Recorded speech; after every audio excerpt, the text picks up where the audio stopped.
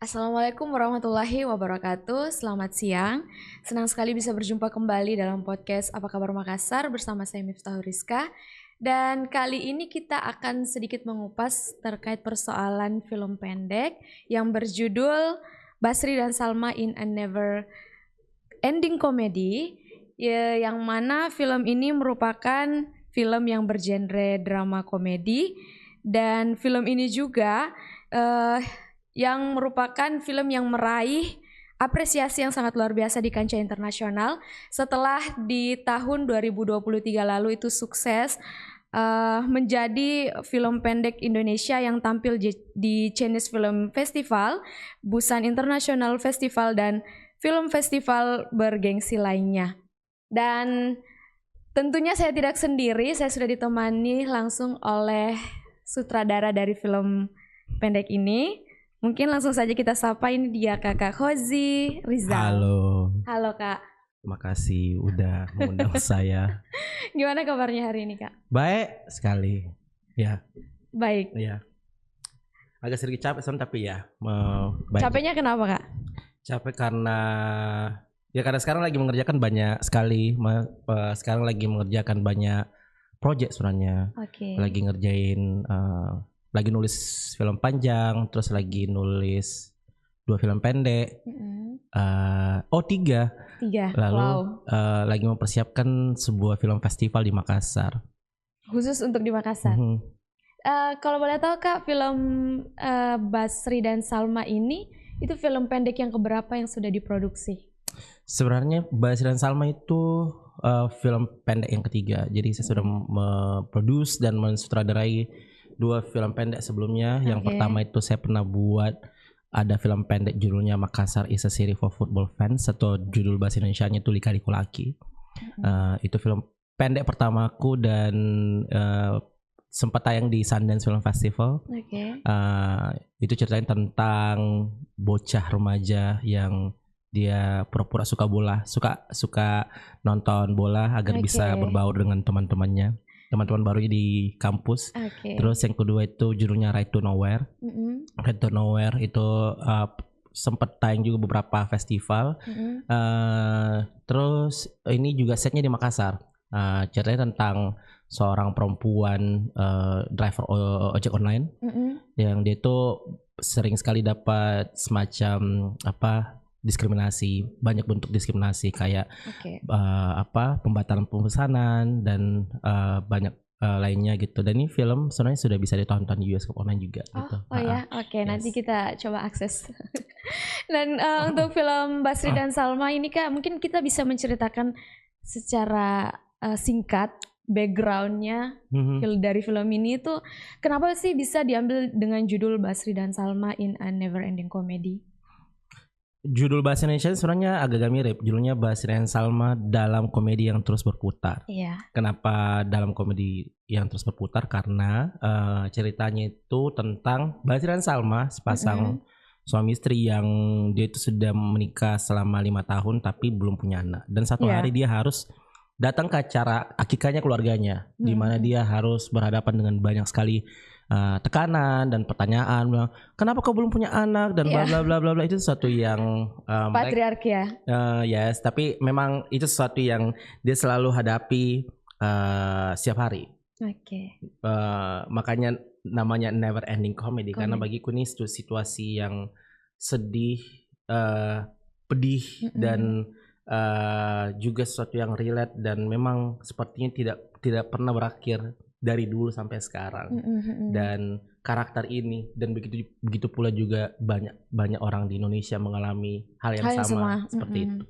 Terus kenapa pakai latar belakang Makassar Kak? Kenapa bukan daerah lain?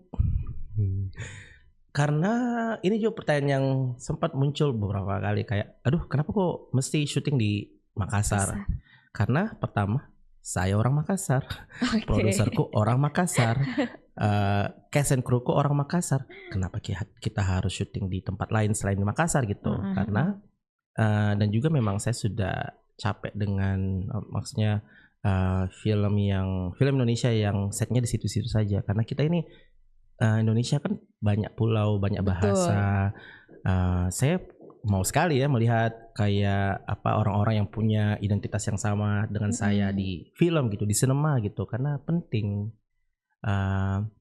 Dan kita harus potret itu bahwa kita itu Indonesia itu beragam orangnya begitu. Iya, betul. Kurang lebih ada berapa lama sih durasi filmnya, Kak? Kalau yang saya nonton sih kurang lebih 15 ya. Memang 15 menit. Iya. Ya. Oke, mungkin Sobat Kabar Makassar, kita nonton dulu trailer dari film ini. Mungkin silakan ditayang. Yang belum punya anak kita taruh di tengah ya.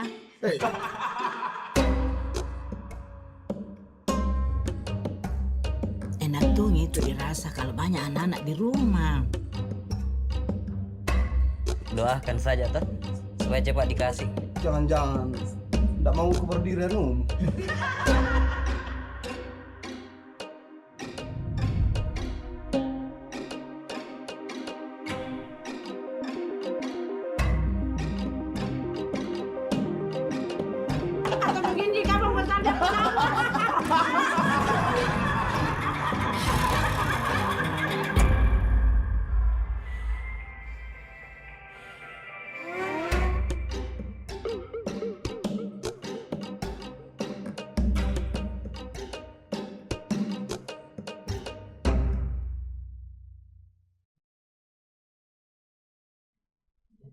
Nah, oke baik, Sobat Kabar Makassar, itu tadi sedikit trailer tentang film pendek yang diproduksi dan disutradarai langsung oleh Kakak Hozi. Mungkin teman-teman bisa nonton silakan akses masing-masing. Bagaimana sih cerita dari film ini dan sedikit yang sudah dipaparkan oleh sutradara dari film ini. Dan kemudian Kak, dari setelah tayang film ini di bioskop online, ini kan filmnya sudah jalan-jalan ke festival internasional lainnya nih. Apa sih tanggapan penonton atau orang-orang yang menonton film ini? Tanggapannya sampai sekarang? Sebenarnya tiap film festival itu mereka mempunyai responnya yang berbeda-beda. Jadi ketika kita pertama kali tayang di Cannes Film Festival di Prancis itu si short film committee itu yang pilih film kita bilang bahwa ketika kami nonton filmmu itu kami gampang sekali suka karena kita suka sekali dengan caramu membuild dunia yang sangat berwarna-warni, tapi ternyata ini sesuatu yang sangat gelap. Banyak diskusi-diskusi, banyak isu-isu yang sebenarnya gelap sekali seperti itu, dan secara bersamaan juga film itu banyak sekali ragam emosi yang luas. Kita tertawa, kita menangis, kita merasakan kepedihan, dan itu sesuatu yang bisa kita bisa rasakan dalam waktu yang singkat sekali. Dan akhirnya ketika kita sampai di festival tersebut dan memutar film itu, sepertinya memang kalau di Prancis mereka agak beda ya. Kalau di Cannes itu mungkin karena mereka terlalu appreciate cinema, terlalu menghargai cinema. To the point mereka itu mereka agak menahan emosinya untuk tidak tertawa berlebihan. Karena pas kita pemutaran itu ada yang ketawa. Karena memang saya juga tidak membuat Basiran Salma itu sebagai film komedi yang bikin semua orang tertawa, bukan, karena memang saya mau bikin sesuatu yang menyindir, menyinggung, satir begitu. Dan akhirnya saya datang ke short film komedinya, kok bilang filmku lucu, tapi kenapa tidak ada yang ketawa? Bilang iya, kita orang Prancis yang ketawanya agak beda, kita cuman begitu sekedar. Iya, karena mereka terlalu mereka tidak mau mengganggu penonton yang lain. Mereka sangat menahan emosinya seperti itu. Tapi ketika kita putar pertama kali di Amerika, itu respon penonton beda sekali. Mereka tuh sangat reaktif, mereka sangat ketawa terbahak-bahak, dan adegan kekerasan di dalam rumah tangga itu mereka tiba-tiba kayak kaget. Saya pikirin film komedi, kenapa ada begini-begininya? Iya. Kayak begitu. Karena memang bukan film komedi memang. Terus akhirnya pas di Indonesia, wah itu beda lagi ini ya, reaksi penonton. Reaksi, ya. Kalau saya ingat sekali waktu itu saya putar film Basiran Salma di Jakarta, dan saya ada di situ. Itu penontonnya ada beberapa part yang saya memang agak tidak mengharapkan penonton tertawa ya bagian sini karena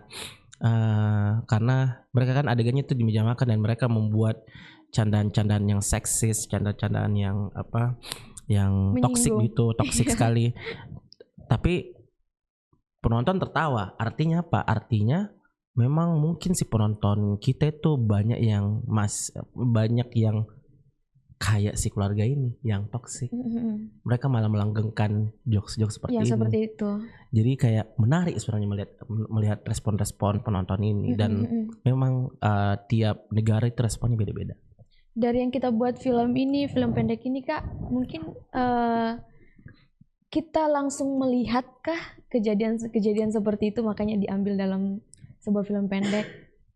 Ya, tentu saja ini Basiran Salma memang sebagian besar itu memang saya ambil dari pengalaman pribadiku sebagai orang yang tinggal di Indonesia dan menyaksikan banyak hal ketika bertemu dengan keluarga. Kayak saya bertanya-tanya kepada diriku kenapa ruang yang harusnya kita bisa nyaman, bisa jadi diri sendiri, malah tidak ada gitu ketika kita ketemu keluarga di saat ini gitu. Kenapa rasanya mereka kayak menyerang kita, alih-alih kayak mendukung gitu setiap keputusan yang kita pilih sebagai seorang manusia. Jadi sebenarnya itu yang saya mau tanyakan dan juga saya melihat kayak bagaimana keluarga Indonesia itu sangat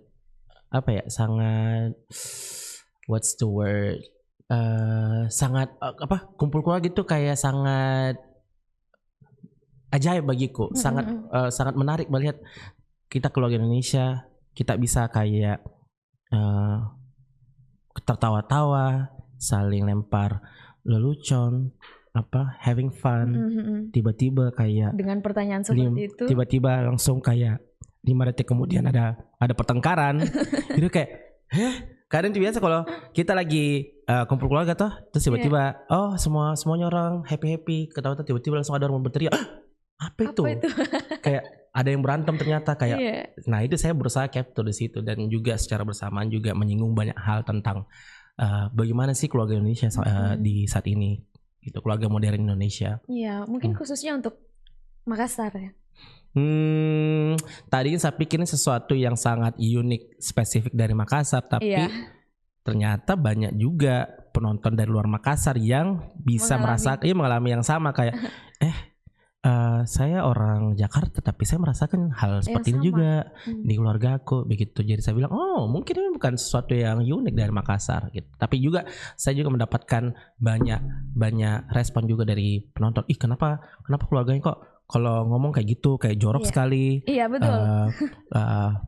Perasaan di keluargaku enggak begitu. Ya dari your family gitu. Karena kan memang kalau kita bicara keluarga orang kan beda-beda gitu kan. Tapi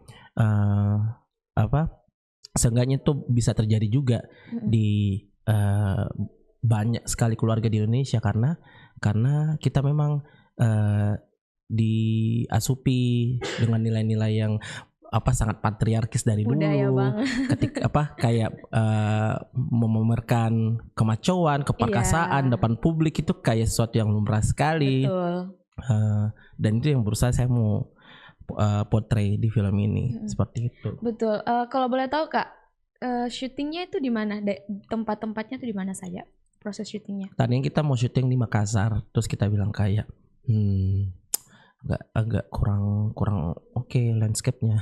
Wah, kenapa Kak? Karena di Makassar itu kayak kayak mungkin karena terlalu banyak sampah dan banyak bangunan-bangunan tinggi. Jadi kayak kurang menarik buat film ini sebenarnya. Jadi saya bilang kayak kita agak melipir sedikit ke Goa, dan di Goa karena kan kita juga mencari pasar malam dan kebetulan pasar malam Makassar tidak ada. Terus ketika saya ke gua kayak, ini kayaknya landscape yang menarik itu buat Basiran Salma. Ya ini kita memutuskan untuk syuting di Goa. Oke. Tapi sebenarnya ada juga beberapa di Makassar gitu. Di bagian mananya Kak? Di bagian Tanjung Merdeka kali ya. Pokoknya ada sebuah pantai yang terpencil yang Oke, saya tahu sini. Iya. Jadi kalau kau lihat endingnya tuh ya di situlah Makassar. Iya. Ya. Oke. Nah, selama proses syuting Kak mungkin ada halangan dan tantangan, semisal kalau yang saya lihat dari proses filmnya itu dari cara bahasanya, dialognya ya Kak. Cara bahasanya kan ada tuh menggunakan kata-kata yang tanda kutip. Itu apakah apakah itu menjadi satu tantangan atau tidak? Bagiku saya juga tipikal orang yang suka ngomong kasar soalnya. Dan dan begitu halnya dengan banyak sekali orang-orang Makassar. Dan kenapa saya ngelihat kayak bagaimana sinema kita di sini itu kayak terlalu menunjukkan yang baik-baik saja, yang tidak cukup transparan. Dan saya memang berusaha, setiap saya membuat film itu selalu kayak merasa saya perlu untuk jujur karena saya orangnya begitu. Saya tidak suka omong kosong, saya tidak suka. Saya suka kejujuran karena itu yang sesuatu yang ketika kita lihat di sinema itu sesuatu yang mesmerizing bagiku, kayak shocking. Iya. Karena kita kan sinema kita kan selalu kayak santun, perempuan santun, perempuan kayak gitu. Iya betul. Kayak lemah, submissive, nurut gitu. Padahal perempuan-perempuan Makassar kayak macam Salma itu banyak sekali di Makassar yang memberikan memang energi jari tengah gitu ke masyarakat gitu. Betul. Akhirnya saya bikinlah si karakter ini dan juga berusaha senyata mungkin untuk merefleksikan orang-orang kita, sebagian besar orang kita, dan kenapa tidak begitu. Dan saya tidak pernah ragu untuk menggunakan bahasa kasar di filmku karena memang itu adalah kita gitu. Betul. Ya.